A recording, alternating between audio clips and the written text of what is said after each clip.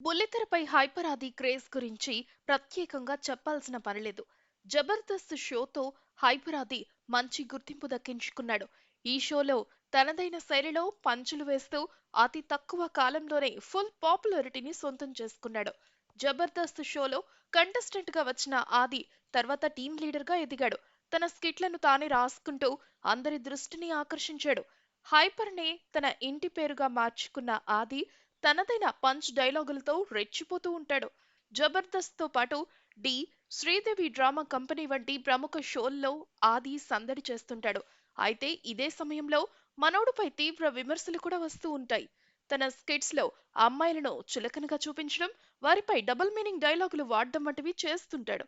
దీంతో ఆది విమర్శకులకు గట్టి పని కల్పిస్తూ ఉంటాడు. తాజాగా హైపర్ ఆది చేసిన పనికి గణేష్ మాస్టర్ కూడా ఆగ్రహం వ్యక్తం చేశారు. గణేష్ మాస్టర్ ప్రస్తుతం ఢీ షోకు న్యాయ నిర్ణేతగా వ్యవహరిస్తున్నారు.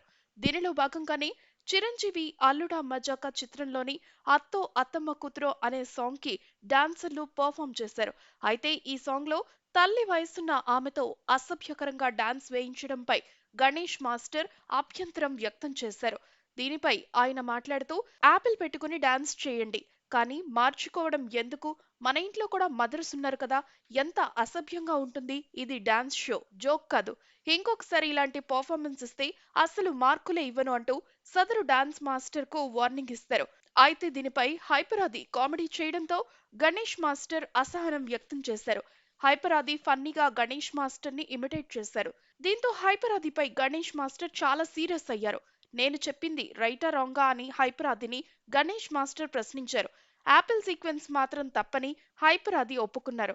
మరి అలాంటప్పుడు దానిపై ఎలా కామెడీ చేస్తారని హైపర్ ఆదిపై గణేష్ మాస్టర్ అసంతృప్తి వ్యక్తం చేశారు. ప్రస్తుతం దీనికి సంబంధించిన వీడియో నెట్టింట వైరల్ గా మారుతుంది.